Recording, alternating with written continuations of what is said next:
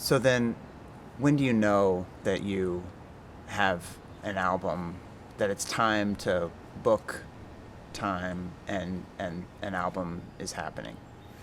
Usually when I have this about 15 songs completed. Mm-hmm. So I want to go in, like, considering that the album's going to be 10 to 12 usually for me, like based on the song length, and that's usually the sweet spot where I like to be able to cut a few. Mm-hmm. And that was actually the case with the Illusion of Love.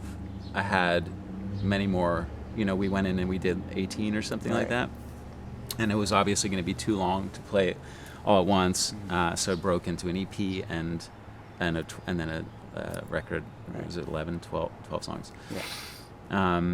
So same thing with this. I wanted to have I actually wanted to go in with less this time so that I didn't have it was a lower budget too, and just did not want to have decisions to make in that way. Mm-hmm. So I think I had 14 or 15, and when they're beginning to end complete with lyrics and the melodies are tight and I feel like I'm playing them well is another thing. Mm.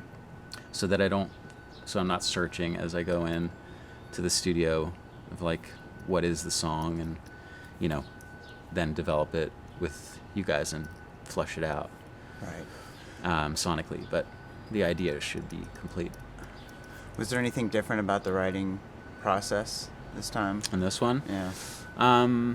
It was different because of COVID and being home and stuck in place. I actually went out to LA because my friend's apartment was free, and in the new year, I often get in a kind of a January slump, and I wanted to go and get some work done, so I flew out to LA in January, and I was there for 10 days, and I got a leg up and started writing a few. I'm trying to forget now which ones I wrote out there. I wrote Hard to Say the Meaning out there, and things like that started to gel lyrically. And then after that, I came back, and I wanted to continue that flow, and I didn't have a studio in the city at the time, so I rented a house in the Catskills, and I was doing that.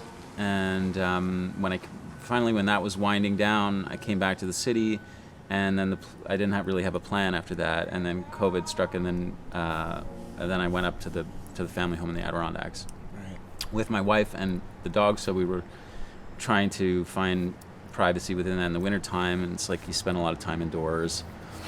And so that process was different in that we were really stuck in that one place for a long time.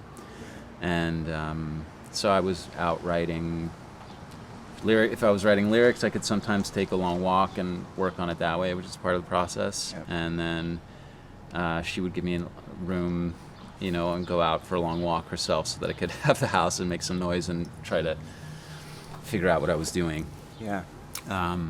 So that was that. And then, so that was different because moving around is usually part of the process for me, where I like to be in different places and then take the songs to different places so that I can have fresh ideas. And if I'm stuck and I'm missing a verse somewhere or whatever, sometimes changing my geography will help. Right. So that was a bit of a challenge, but in other ways it was good because I was able to maybe focus a little bit more than I would have otherwise. There were no other plans or distractions. Right.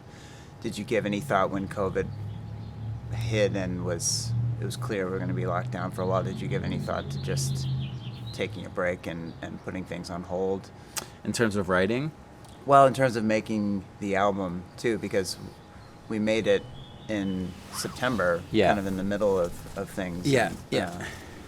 I wanted to roll. Yeah. I had the songs ready, and at that point, and it felt like a total wasted opportunity to have basically time be frozen and not get something out of it. Right. So making the record felt really key. And then I also knew that, my wife was pregnant and we had a baby on the way, and I didn't want those things to overlap. So I quite carefully planned when the album needs to be done and all that, so that I wasn't doing these two momentous things at once. Right. And it worked out.